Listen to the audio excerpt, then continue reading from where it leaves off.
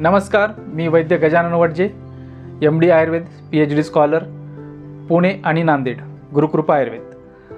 तर आज एक खूप गंभीर आणि लाजवणारा समाजाला विषय म्हणजे इरेक्टाईल डिसफंक्शन, की ह्या गोष्टी खरं तर कोणासमोर सांगता येत नाहीत असा हा आजार आहे। आजार म्हणता येणार नाही, पण हा नेमकं होतो कशामुळे? तर यामध्ये दोन कारणं आहेत, एक तर शारीरिक आणि मानसिक।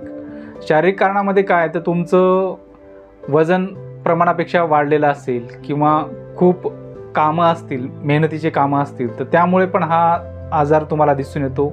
आणि मानसिकमध्ये जर तुम्हाला बरंच काही काम बौद्धिक असेल किंवा टेन्शन रिलेटेड गोष्टी असतील किंवा बॉदरेशन असेल कुठल्या कामाचं किंवा कोणाचं टेन्शन असेल एखाद्या गोष्टीचं, तर ह्यामुळे हा इरेक्टाईल डिसफंक्शन आपल्याला दिसून येतो।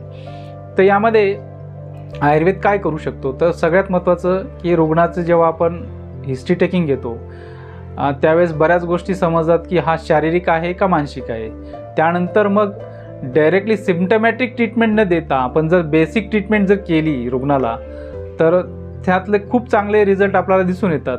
आणि सगळ्यात महत्त्वाचं काय होतं तर न्यूली मॅरिड जेव्हा असतात तेव्हा पण हा प्रॉब्लेम खूप मोठ्या प्रमाणात दिसून येतोय, की मग अशा वेळेस काय होतं की बऱ्याच गोष्टी पार्टनरचं समाधान जर झालं नसेल तर मग संसार मोडण्यापर्यंतचे प्रॉब्लेम क्रिएट होतात आणि सामाजिक विकृती निर्माण होण्याचे दुष्परिणाम आपल्याला दिसून येतात।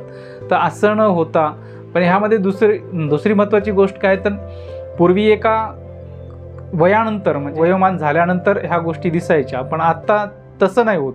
आता अर्ली पण ह्या गोष्टी दिसून येतात।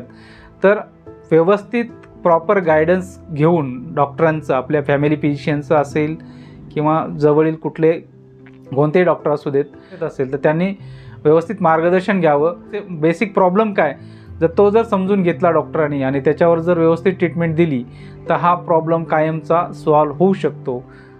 इरेक्टाईल डिसफंक्शनमध्ये आयुर्वेद काय करू शकतो? तर सगळ्यात महत्त्वाचं रुग्णांचं हिस्ट्री टेकिंग घेतल्यानंतर काय करायचं, एक तर काउन्सलिंग करणं गरजेचं असतं, प्रॉपर काउन्सलिंग दोघांनाही करायची।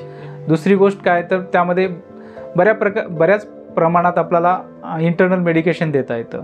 तिसरी गोष्ट काय आहे, त्यामध्ये आपल्याला पंचकर्म पण करता येतात।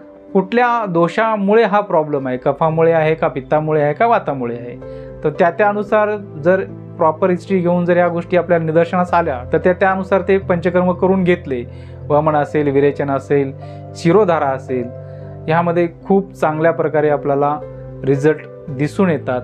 आणि खूप काही घाबरून जाण्यासारखा हा विषय नाही आहे। व्यवस्थित ट्रीटमेंट घेतली तर व्यवस्थित त्याला उपचार मिळू शकतो आणि व्यवस्थित सगळ्या गोष्टी होऊ शकतात। हा जर व्हिडिओतली माहिती आवडली असेल, व्हिडिओ आवडला असेल तुम्हाला, तर चॅनलला सबस्क्राईब करा, लाईक करा आणि कमेंट करा। धन्यवाद।